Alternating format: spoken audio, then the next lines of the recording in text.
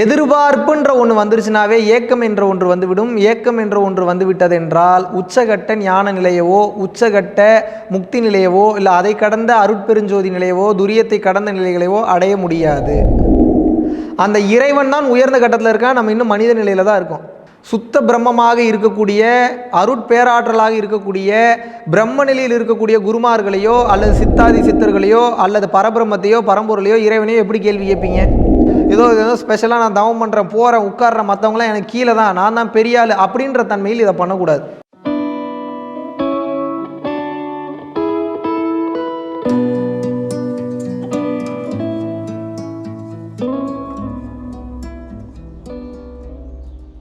யூடியூப்பை ரெகுலராக பார்த்துருப்பேன். அப்போ நீங்கள் அந்த தீட்சை கொடுக்குறது வந்து அந்த ஒரு மாதிரி சாமியார மாதிரி இப்படிலாம் நிறையா இருந்துச்சு. ஏடா மாயா இருக்கு, ஏடா ஒன்றுமே புரியல எனக்கு. அப்புறம் போக போக 2 நாள் கழிச்சு மறுபடியும் பார்க்க தோணும். மறுபடியும் அடுத்த கிளாஸில் கொடைக்கானல் சென்னைக்கு போடுங்க, அப்பயும் அது ஒரு மாதிரி இருந்துச்சு. சரி இது என்னதான் இருக்குன்னு பார்த்துருவோம் அப்படின்னு ஒரு சும்மா இருக்கலாம், என்ன நமக்கு தெரியல, போ எதுவும் நம்ம உணவாக நம்ம தெரியும் அப்படின்னு சொல்லி வந்தோடனே ஃபஸ்ட்டு நீங்கள் உட்காந்து பயிற்சிலாம் பண்ண சொன்னீங்க. உட்காந்து ஒன்றும் நமக்கு ஒன்றும் இல்லையே, அந்த மாதிரிலாம் எதுவுமே இல்லையே அப்படின்னு நான் நினச்சிட்டேன். அப்புறம் நீங்கள் அந்த கவனத்தை ஆக்கிட்டு ஆனால் கவனத்தை நான் விடவே இல்லை, அப்படியே வச்சுட்டே இருந்தேன். அது அழுக வந்துருச்சு. அந்த யூடியூப்ல என்ன நினைச்சு எப்படி அது இருக்குன்னா அது நீ சொன்ன மாதிரியே வந்துருச்சு. வருது அழுக வந்துட்டே இருக்கு. ஏன்னா அழுகுற வருது, ஏன்னா அழுகா வருது, ஏன்னா அழுகா வருது, ஏன்னா வருதுக்கிட்டே இருக்கு. ஏன் அப்படின்னு பார்க்கும்போது ஆஹா இருக்கலாம், என்னடா இருக்கு, ஏதோ இருக்கலாம் ஏதோ இருக்கு, என்னமோ இருக்கலாம். அதான் உண்மை. அது நானே என்ன தெரியாது இருக்கு, அதான் அது என்னன்னு சொல்லி நிம்மல அதை யார்கிட்ட சொல்லுங்க, யார்கிட்டயுமே சொல்ல முடியாது. கேட்டேன் என்னடா எதையுமே சொல்லிடாங்க, எதையுமே சொல்லிடாங்க அப்படின்ற மாதிரி தான் ஒன்று ஒரு அந்த மாதிரி இருக்கு. அருமையா ரொம்ப ரொம்ப சூப்பரா இருக்கு. இன்னொன்று நீங்க தீட்சை கொடுத்ததுக்கு அப்புறம் அப்படியே ஆனந்தம் பேரானந்தம் மகிழ்ச்சியாக பொங்குது, அருமையா இருக்கு. எல்லா வேலையுமே இந்த கிளாஸஸ் வரும். நீங்க ஃப்ரீ கிளாஸஸ் போறோம்னு சொல்லிங்க, ரொம்ப ஒரு மகிழ்ச்சியான தரத்துல இருக்கு. ஏன்னா ரொம்ப நன்றி, நெஞ்சார்ந்த நன்றி, மகிழ்ச்சி, ரொம்ப சந்தோஷம், ஆனந்தம் பேரானத்தில் இருக்கேன். இது அப்படியே நீடிக்கணும், எல்லா இடத்துக்கும் நீடிக்கணும். இந்த உலகத்துல பூரா எல்லாத்துக்கும் நீங்க சேரணும். அதை நீங்க சொல்லுங்க, அது எல்லாத்துக்கும் போய் சேரும். குருவே சரணம். அனைவருக்கும் வணக்கம். தொடர்ந்து தவம் செய்தால் அல்லது தியானம் செய்தால் எனக்கு கண்டிப்பாக முக்தி கிடைக்குமா, மோட்சம் கிடைச்சிருமா அப்படின்னு ஒரு கேள்வி. இந்த கேள்வி வந்துருச்சுனாவே ஒன்றுமே கிடைக்காது, எழுதி வச்சுக்கோங்க.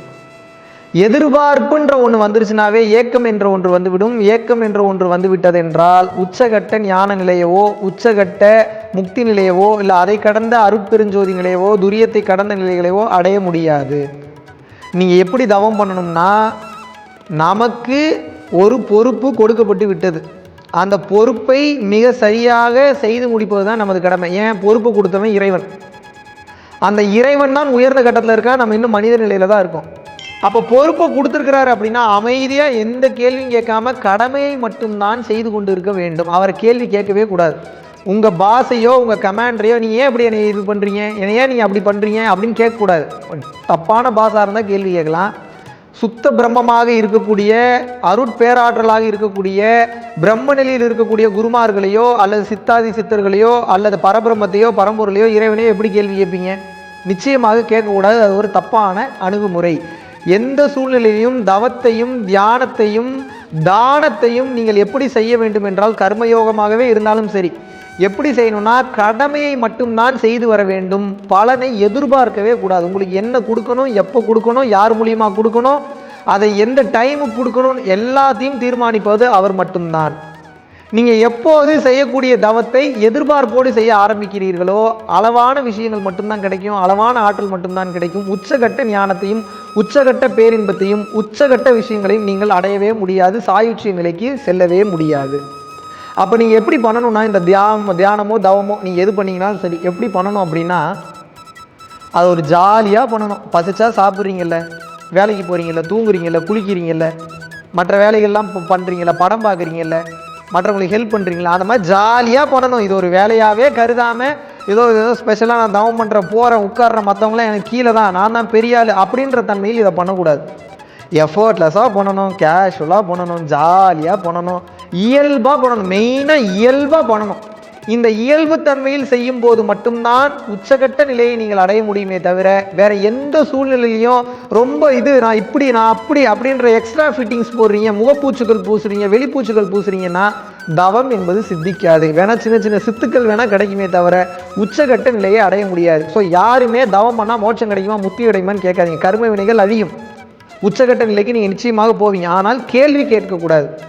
எவ்வளோ நாள் பண்ணணும் கேட்கக்கூடாது. எப்படி பண்ணணும்னா கேளுங்க, எவ்வளோ நாள் பண்ணணும், இதெல்லாம் பண்ண எனக்கு இதெல்லாம் கிடச்சிருமா, இப்படிலாம் மாறிடுமா, அப்படிலாம் மாறிடுமா, இது எதுவுமே கேட்கக்கூடாது. கேஷுவலாக பண்ணணும், கரெக்டாக பண்ணணும், ரெகுலராக பண்ணணும், விடாமல் பண்ணணும், எஃபர்ட்லெஸ்ஸாக பண்ணணும். அப்படி பண்ணும்போது மட்டுமே நீங்கள் தவத்தில் உச்சகட்ட நிலையை அடைய முடியும். எதிர்பார்ப்பு வந்துவிட்டதென்றால் நிச்சயமாக இறைத்தன்மையில் இருக்கக்கூடிய சித்திகள் உங்களுக்கு சித்திக்காது.